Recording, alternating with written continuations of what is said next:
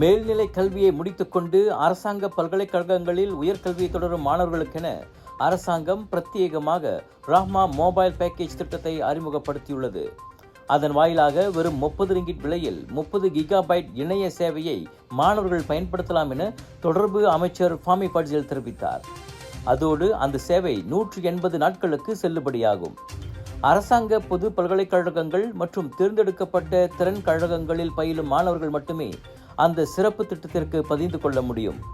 August 16ஆம் தேதி தொடங்கி தகுதி பெற்ற மாணவர்கள் அந்த சிறப்பு திட்டத்திற்கு பதிந்து கொள்ளலாம். Celcom Digi, Maxis, Telekom Malaysia, U Mobile மற்றும் எஸ் உள்ளிட்ட 5 தொலைத்தொடர்பு சேவை வழங்குநர்களிடம் அந்த சிறப்பு திட்டத்திற்காக பதிந்து கொள்ளலாம்.